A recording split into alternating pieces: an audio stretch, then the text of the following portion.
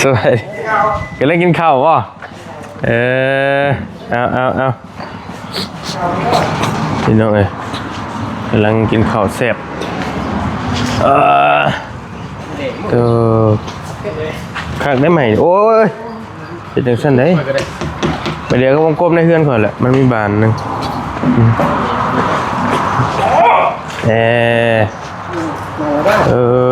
โดยอ๋ออันนี้คากะลิอันนี้เมย์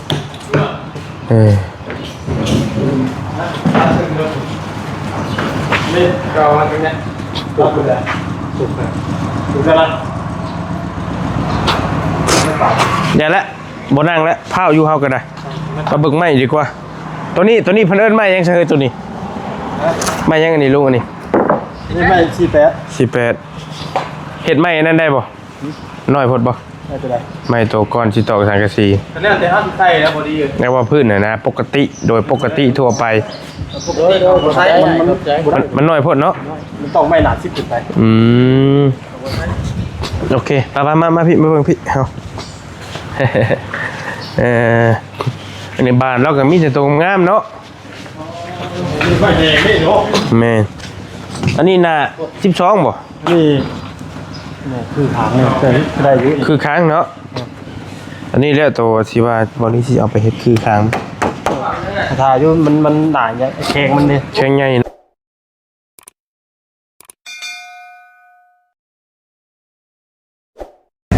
หาบ่ใส่กระเบื้องนะบ่เบื้องแบบน้ำหนักสูงเลยโดย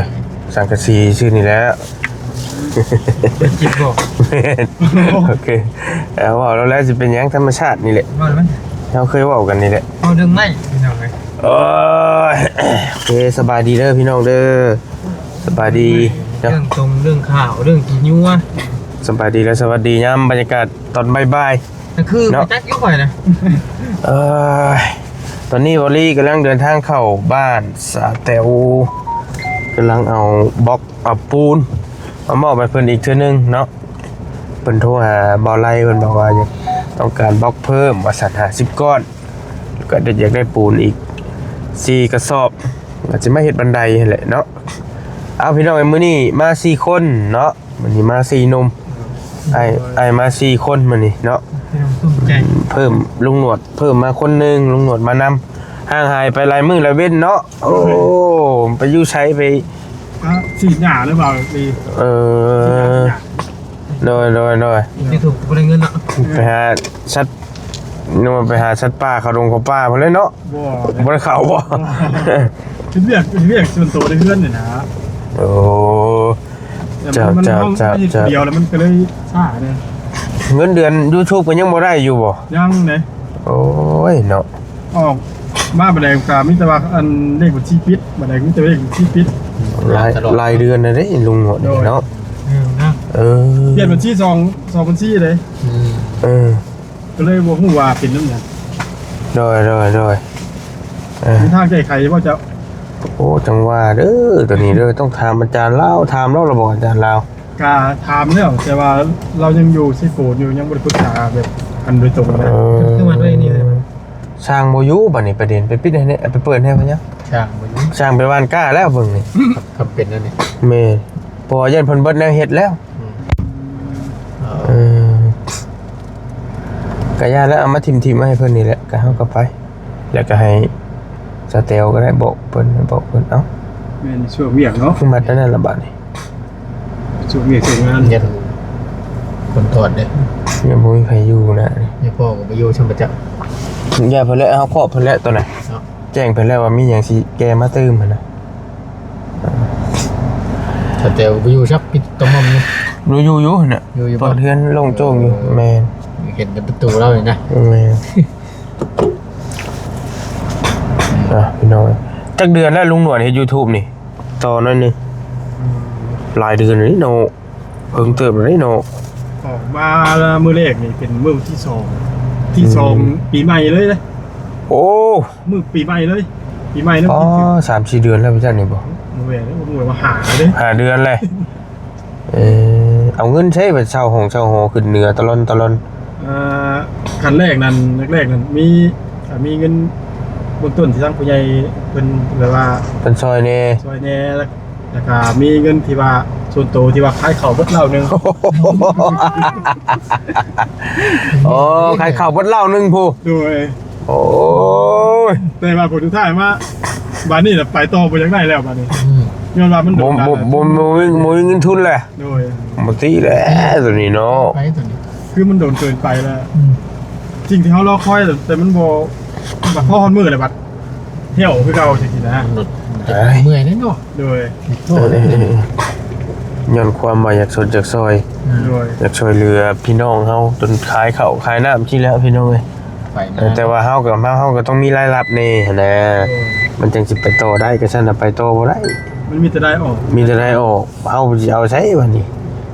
มาต่อไปเอาสู้ๆแล้วได้ก็จังว่ากันเนาะตัวนั้นปะลงมาช่วยคนบอกก่อน ได้ก็ได้สร้างไปใช้เจ๊แต้วสร้างคนไปใช้ฮะหมู่บ้านนี่มาบ่ยันหมูมีแนวเฮ็ดแล้วนะเบิ่งมันอันนี้โพดบ่มันแดดบ่ ได้แล้ว เอาขึ้นเทิงบ่เลย ลงลุมนี่แหละลงลุมเฮานี่แหละนี่ เอาผู้ใหญ่ฝนตก ว่าถอยมานี่ก็ได้พอดีจะปูนนี่แหละ เบิ่ง เอาแบบเอาเข้าไปที่ก็ดีเพิ่น ต่างคนยุ่งนี่ว่า บ่ ปูนะ ฮะตะปูวะ เชียงอยู่ เสียง บ่นี่เสียงเขาใกล้ๆหั่นก็ได้เป็นจังได๋บ่เอาไหมแป๊บนึง อยากพูด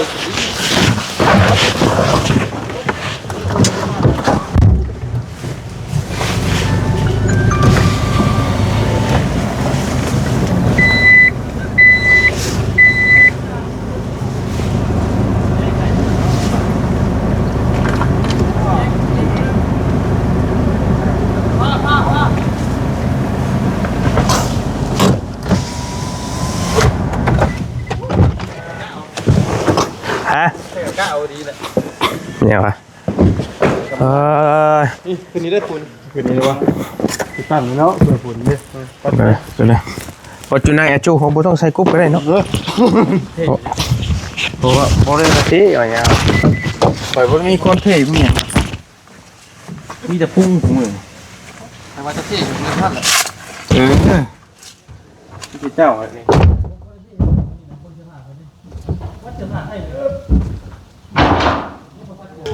ค่อย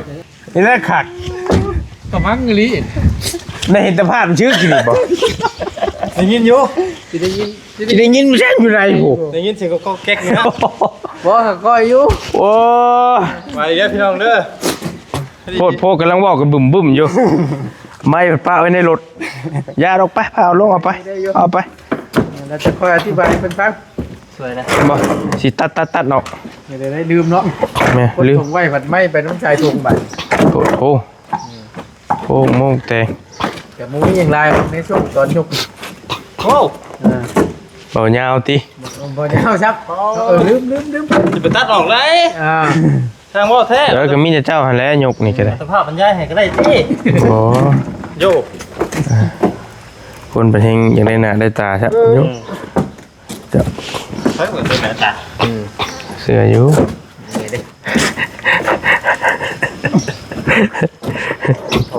โอเคเป็ดจบ เป็นบริเหตุได้ เห็นหน้ากล้องเอา ในกล้องของพ่อ หลังกล้องเนี่ยปุ๊บ ปิดจอบบริบูรณ์พี่น้องบล็อก50ก้อนปูน4ชอบพอดี440,000เนาะรอบที่แล้วบอลลี่ซื้อมา300,000แล้วก็แบ่งเอาเงินให้ก็สร้างเพิ่นไปซื้อนี่70,000ก็พอดีตีไปรวมนี่400,000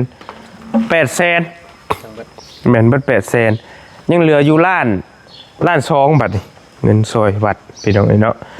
ขาดอย่างเฮาก็สิเอามาใหม่อีกเนาะก็มีแต่ฝากอันสเตลฝากในเด้อบอกสร้างบ่ให้ในเด้อบอกว่าข่อยเอามาแล้วว่าซั่นเด้ออยู่เฮือนกับไผน่ะ3 คนแม่นบ่ ยังบ่ได้มาบ่พอหำยังบ่ได้มาบ่คือก็เห็นแลนอยู่ข้างกันต้นมะไฟน่ะวิบไปเมื่อกี้นี่โมแมนบ่คือเห็นแลนดิบไปผู้ชายย่างข้างต้นมะไฟน่ะแม่นใช่บ่ตาไล่เนาะ โอ้ยก็ขโมย ป่ะเดินทางเลยป่ะเดี๋ยวจะไปเบิ่งไปสร้างไม้ต่อแล้วก็ไปมันจังบ่สายเนาะ ไปนั่นป่ะ ไปทางไปเลยบ่เป็นหยังบ่ซีเรียสมีแต่น้องบอลลี่ก็เอามานี่แหละกับทีมงานเป็นเงินของพ่อใจดีเพิ่นแต่กับบอลลี่แจ้งไปแล้วมื้อน่ะเข้าไปกับบอตูนแจ้งทางอาจารย์เพิ่นแล้วเรียบร้อยพี่น้องเนาะชมเด้อเฮ้ยแม่น ยังคงอยู่ สิเอาบ่สิเอาต่อบ่หรือว่าจังได๋นี่คันว่าสิต่อก็ต่อ เจ้าในห้างพี่คุณเขากินอยู่ ป้าพี่น้องไปเจอกันอยู่ห้านไม้บอลลี่สิไปสร้างไม้ให้น้องพรก่อนบัดนี้เนาะไปเบิ่งอยู่ห้านพุ่นแหละป่ะเจอกันอยู่พุ่นกินบ่เอ็มร้อยดิ อยู่ ลุงหนวดเอาอีกบ่เอาบ่ชื่อให้ช่างเพิ่นละ โดยขอบใจ เพิ่นบ่อยู่พี่น้องเอ้ยเอากินเองบัดนี้ ลง ไป เลยคนละ5,000 เดี๋ยวโอ้มึงขอลอยบังเลขเถอะกัน เอาซูมขึ้นไปเด้อ ลงคันกันตัวนี้ป่ะ 5,000 5,000ป่ะ ขอเลขหก นี่พ่อ แม่ ว่าจะได้คอยกินเต็มกับว่าเด็กสู สู ง งเด้อเด็กสูงเด้อ เอารถห้าของเจ้าหน่อยใช่เออ ไปเลย มารถนะเจ้าว่าเด็กสูงไม่กิน มาพี่น้องเอ้ยพอแล้ว มาต่อกันเอามาเบิ่งมาสั่งไม้ก่อนบัดนี้ ไพ่ละมา ถ่ายนั่นแหละ พบกัน มาสั่งไม้ไปเฮือนน้องได้อ้ายเราอยู่พอดีผัวเราอยู่มื้อนี้ นั่งกินข้าวเที่ยง ข้าวเว้ย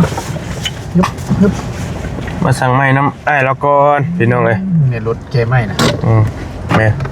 ดูเดือดอยู่ปะพี่น้องปะ เท่าใหญ่กว่านี้เอาเล็กเลย โยนักเต็มอยู่ตัวมาลงมา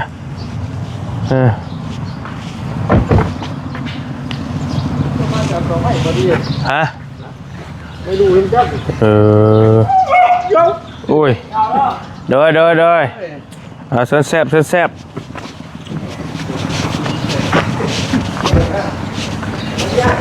สวัสดีกำลังกินข้าวป่ะเอาพี่น้องเอ้ยกำลังกินข้าวแซ่บ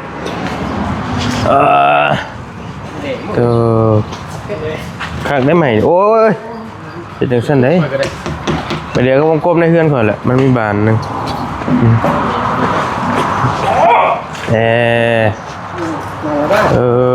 โดยอ๋ออันนี้คากะลิอันนี้แม่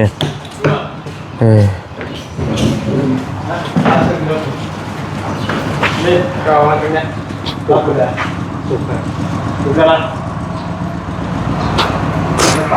อย่าละบ่นั่งแล้วพาวอยู่เฮาก็ได้มาเบิ่งไม้ดีกว่าตัวนี้เพิ่นเอิ้นไม้ยังใช่ตัวนี้ไม้ยังอันนี้ลุงอันนี้ นี่ไม่48 เฮ็ดไม้อันนั้นได้บ่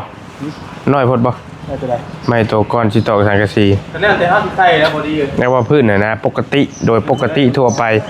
ปกติเราใช้มันน้อยพดเนาะ มันต้องไม่หนา10ขึ้นไป โอเค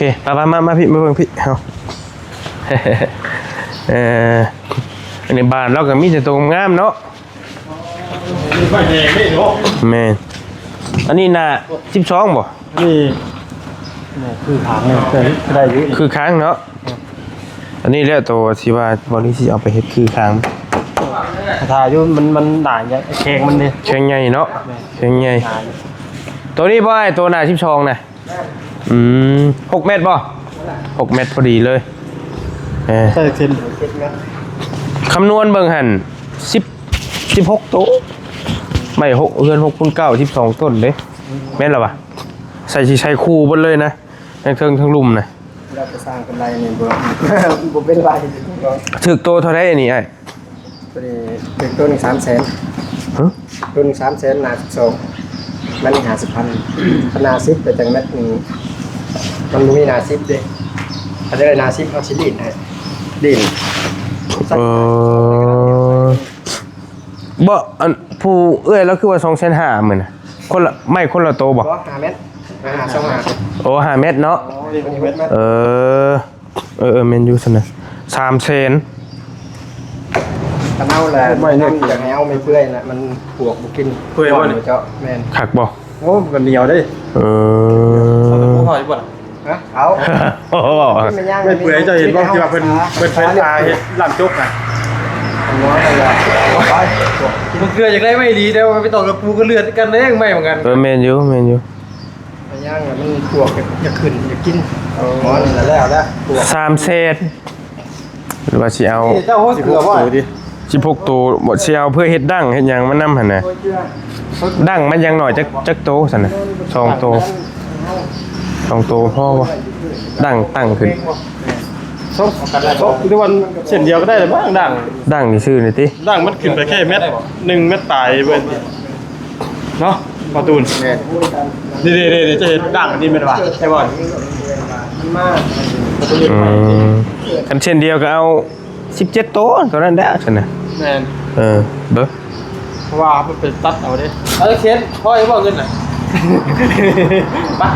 3แสนคูณ17พอดี5ล้านเลยนี่ไงปาดตัว5ล้านเอ็ด นี่ว่า ที่นัดเลย หน้า10บ่นี่จักเห็นนะจะเห็น 17เซนอย่างเด่นนี่ 17เซน5ล้าน นี่5ล้าน1แสน ยังเดี๋ยวไม่ได้มันสิ อันไม่ตัวหน้า10มันนะไอ้ตัว5คูณ10น่ะ จะได้จักเม็ดก่อน 5เม็ดไป จะได้จัก คุยกันแล้ว โต ถึกตัวเท่าไหร่ เม็ด50น่ะถือตัวนึง2แสนน่ะนะ นี่มันคือบ่ได้โต 5เม็ดบ่ เด้อ5เม็ดถือ2แสน25 2แสน25ตอนนี้เขาบ่ได้โตเนาะ มันก็ดี 2แสน25 2แสน25คูณโอ้9ล้านบ่ไหว้คูณ40ตัว ตั้งแต่ไม่หาแล้วก็เอาสิบนี่ใหม่นะเจ้านี่เวลา12ตัวหาแล้วครับเชียวใหม่10เม็ดอันนี้ก็ครับเราสินี่ให้นี่เป็นใหม่นา10นะ รีดออก แม่นมีดอก2เส้น บ่ได้ก็ได้ที่ คาราโบรีกับราคาเก่าบ่ แม่นตั้งซอยซิ มันกะเทินแล้วรีดซื่อๆเนาะครับความหมายว่าใส่เวลาอีก บ่ได้ก็ได้ ตัวได้ไม่น่า10น่ะ มันเป็นใหม่นา12แม่สิริ ตัวได้น่า12ตัวได้ มันเป็นใหม่10เม็ดได้10เม็ด อันเดียวกันเบิดได้นะบ่ได้นี่เนาะนี่เนาะ มีคน5เม็ดกันแต่มันเป็นใหม่10เม็ดบ่พอเฮาสิตัดเอาตัวนี้ให้ตัดครึ่งได้มันเป็นใหม่10เม็ด10เม็ด10เม็ดเศร้าเด้ ก็สตาร์ทน้องอีก แบ่งครึ่ง แม่น ตัดครึ่งเป็น5เมตรเนาะ แม่ 2ตัวเป็น อันโตเฮาสิเฮ็ดอันนั้นมันได้ก่อนสิอันนี้มันได้ลงก่อนสิตีแป้นปูนะก็ไม่ตัวหน้า10แต่ว่า เราที่มันเดียว หน้า10กับตัวมุ้งหลังคากันอันเดียวกัน ตั้งแต่ตรงแล้วก็ตรงข้อ2ข่าวเป็นหน้า10เบิดแต่ว่าเจ้าชาวจักเส้นนั่นแหละ ตัวนี้บ่ตัวนี้ก็แม่นบ่ นา12 หน้า12แต่ว่าเราสิรีดออกเด้ นี่เราอยู่ก็อยู่ดุม ตัวลุง มันสินัก มันเครื่องมันใหญ่ แต่ เด้ เสียกให้มัน มันนักที่บ่เทิงๆหรือบ่อ๋อมันบ่สมดุลเด้ มันใหญ่โพดแต่ว่า มันต้องคือทางหน้า18เนาะพวกนี้หน้า12นะมันก็สิสมดุลกันแบบนึง เห็นแล้วนะศาลาลงคำจะเห็นอาการนะ แต่ว่า นา15 ประตูนั้นคนนึง เครื่องมันได้ แต่ว่ามันสิใหญ่โพดเนาะ ที่บ่สมดุลครับ คันว่าไม่18สิน้อยโพด ต้องให้พอดี แต่ว่าข่อยรู้สึกว่ามันใหญ่อยู่ได้คันมาเอาตัวนี้ขึ้นหลังคา ใหญ่มันหน้า10เด้ ข่อยเห็นเฮือนน้องน้ำคือว่าน่ะคือว่าไม่18บ่ บ่หน้า บ่แม่นบ่ แม่นนะบ่ บ่แม่นบ่ มีแต่ไม่หนาหาคุณชิปเบิร์ดนะ มีแต่หน้า10เนาะ เพราะว่าเคยเห็นเพื่อนน้องเพชรแล้วโมเมนคนละอย่างไม่ซีเป็ดใส่แต่ไม่เส้น ไม่เช่นมันสิชื่อเนาะโอเค เขาไปนี่กับไปเที่ยวมีโรงงานของเองไง เรามีโรงงานเนาะโอเคมันก่อนเด้อ นี่มันก็เฮาแก่ไปมันก็เบ้าตื่นอีกไปเลยนะ เดี๋ยวเฮาไล่มันก่อน มันบอกมันนัก เงินจะมี2ล้านบ่ มีอยู่ ฮะ น้ำกันแล้วไหม กันนั่นแหละก็ตื้มใช้การ ตื้มเลย สิได้สร้างบาทเดียวเลยเบิ่งก็สิได้คำนวณเบิ่งเงินก่อน225,000เนาะไอ้เนาะเป็นเละ สุดๆแล้วแต่วันนี้ สุดแล้ว ชุดแล้วเอาว่าเรื่องราคาน้ำเหล้านะสิหาทางต่อน้ำเหล้าเดี๋ยวนี้ผมขอมันนี่ รถเจ้านี่มันจังเม็ดบอดี ฮะ ถ่ายมัน ได้ว่าเม็ดหาทำเสียบ่ได้ใช่มั้ยจ๊ะแม่ ไป ซื้อไปแป้นแล้วมาต่อกระตูกอยู่นะโอเคไก่เอ้าเราตัดให้ อยู่ เอา30โตก่อนไอ้ เอาตัวใด อันโตหน้า10น่ะ5เม็ด เอาหน้าสิ แม่น5เม็ด ตัวนี้เด้อ ตัวนี้17โต6เม็ดนี่ เอาแต่ตัวว่า 30 30ก่อน 30โตตัวเงินมันจำกัดจังได๋คันว่ามันน่ะสิสร้างน้ำใหม่อีกแต่ว่าไม่น่าสิมันสิทันบ่ละส่วนนี้มันเฮาสิไปเล่นให้เจ้าก่อนทันว่าทันแต่ตัวนี้ อืม ไปเลยก็ได้มันจังไดมันก็เป็น2เขียวอยู่แล้ว มันไปบ่เบิดเนาะบัดเดียวเนาะเอาตัวนี้ไปก่อนก็ได้แล้วบ่อื่นเอาอีกตัวหนึงไปก็ได้บ่เป็นหยัง ไม่อันนั้นมันเป็นไม้แบบคันอยากเฮ็ดอันไม้เนื้อดีได้ไม้ย่างหันเอาไม้ย่างก่อน พอได้ถือว่าใส่กระตูกซื้อ โอ้แผ่นหนึงอันเด้อแผ่นนี้70,000ไม้ตีแบบไม้หา ไม่มันบ่ได้แข็งนี่ ไม้หาแม่น โอ้ยขอใส่กระตูกเพิ่ม ตัวนี้หั่นพาเฮาเว้าเรื่องเฮาก่อน17โตเลย5ล้านเอ็ดเนาะ5ล้าน1แสนแล้วตัวนี้เลย225,000คูณ30โต6ล้าน750,000บวก5แสน5ล้าน1แสนพอดี11ล้าน11ล้าน8แสน50,000 คันไม้ตัวนั้นหันไม้น่าสิบน่าสิเป็นหมื่นสิได้ไปส่ง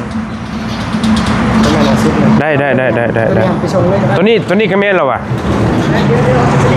อันนั้นแล้วจังหวะอันนี้แม่นเนาะ แล้วน่าสิล่ะมันเป็นไม้น่า12 14ก็นี่มันใหญ่เด้ เดี๋ยวเรารีดออกให้มันเหลือหน้า10